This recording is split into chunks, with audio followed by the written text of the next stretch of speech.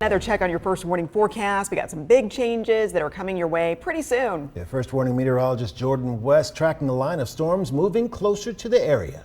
That is right. Right now it's warm and it's cloudy, and that's typically what we see before a cold front works its way through Alabama. 65 right now in Birmingham at Regents Field. It's a bit foggy out there too, and we could be seeing more of that build across the metro area. But like I said, we're warm. 63 in Coleman, 69 in Tuscaloosa, 65 in Anniston, 57 right now in Pell City too. And right now, we also have a flood watch in place from 6 a.m. tomorrow morning up until Saturday afternoon.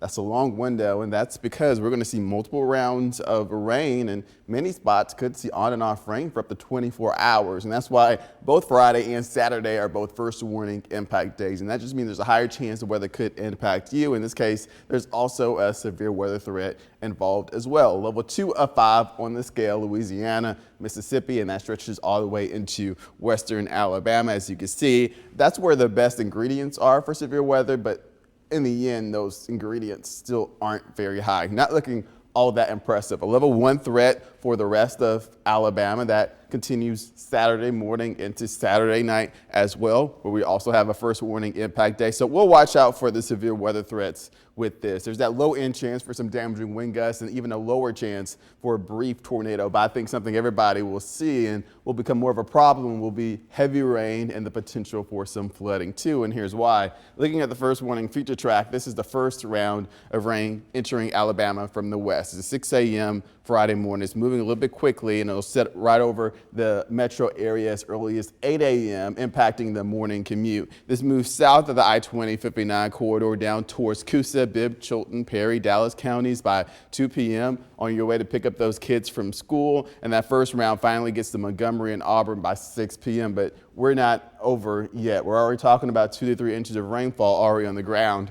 And then more waves come in from the south and from the west as wind gusts increase from the south out of the Gulf and pushes a lot of that rain back up to the north. From 1 a.m. Saturday morning up until about 6 a.m., we're talking about widespread rain across all of central and north Alabama. But then we get one last push through 6 a.m. Saturday. As you can see, it's back over portions of Bibb, Chilton, Coosa, Clay, Tallapoosa counties, and then even more rain over Auburn and Montgomery right there along the I-85 corridor. And we're finally done with the rain as early as 3 p.m. Saturday afternoon, and the sun comes back out by early Sunday morning around 8 a.m. But when everything is all said and done, we're talking about a lot of rain. See this swath right there across Bibb, Chilton, Coosa, Tallapoosa, Clay counties. That's anywhere between 6 and 8 inches of rain. Some spots could be more than that. But the reality is this has changed a lot within the past 24 hours. This swath was over the metro area earlier. Yesterday, it was over North Alabama.